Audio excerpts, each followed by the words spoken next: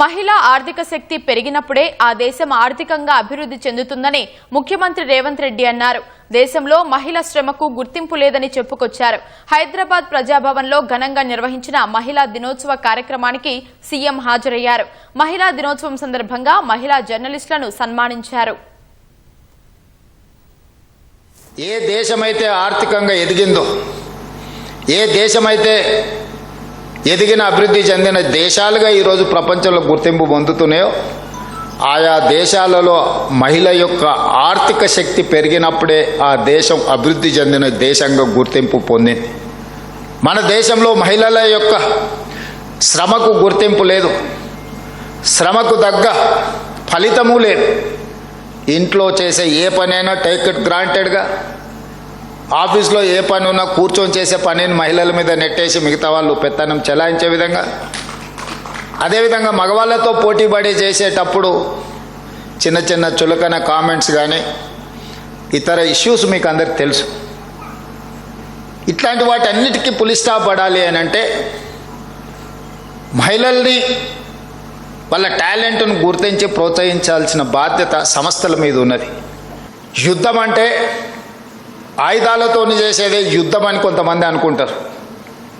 ఆయుధాలతో చేసే యుద్ధము విషాదంతో ముగుస్తుంది.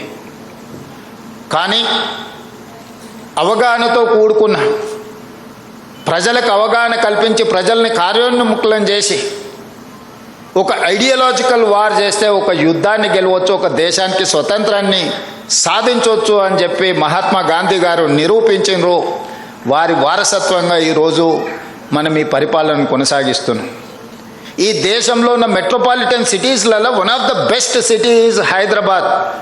చంద్రబాబు నాయుడు గారు, రాజశేఖర రెడ్డి గారు ఈ నగరాన్ని ఈ దేశంలో ఉండే అన్ని మెట్రోపాలిటన్ నగరాల కంటే ఒక మంచి నగరంగా తీర్చిదిద్దిండ్రు. కానీ ఇది సరిపోదు. అందుకే ఈరోజు మా ప్రభుత్వం ఈ హైదరాబాద్ నగరాన్ని ప్రపంచ దేశాలలో ఉండే నగరాలతో పోటీ పడాలనుకుంటున్నాం. ఒక టోక్యోతోనో, ఒక సింగపూర్తోనో, ఒక సౌత్ కొరియాతోనో, న్యూయార్క్తోనో మనం ఈరోజు కాంపీట్ చేయాలనుకుంటున్నాం.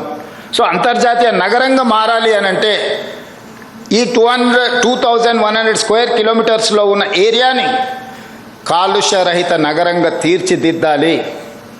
ఈ కాలుష్య రహిత నగరంగా ఒక core urban reason economy, it is called cure, దీన్ని క్యూర్ చేయాలని మేము అనుకుంటున్నాము. దానికి మహిళా జర్నలిస్టులుగా మీరందరూ సహకరించాలి.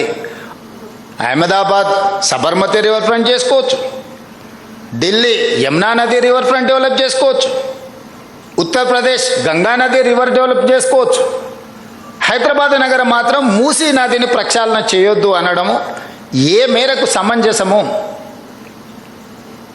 నేను ఒకటే అడుగుతున్నా, వద్దనే వాళ్ళని మీరు మొత్తం ప్రాజెక్టే వద్దంటున్నారా? ప్రాజెక్టు నిర్మించేటప్పుడు నిర్వాసితులుగా మారే వాళ్లకు సరైన సహాయాన్ని అందించాలంటున్నారా? మీకు స్పష్టత ఉండాలి.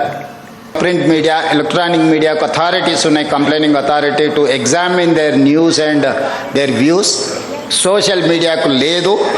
డెఫినెట్గా తెలంగాణ రాష్ట్ర ప్రభుత్వం ఎగ్జామిన్ చేసి సోషల్ మీడియాలో ప్రసారం చేసే అవాస్తవాల మీద ఫిర్యాదు చేయడానికి కూడా ఒక వేదికను చేయాలనుకుంటున్నాము. ఎందుకంటే అసలు నకిలీ అని ఎప్పుడు ఉంటుంది, నిజము అబద్ధం అనేది తోడు నీడ లాంటివి.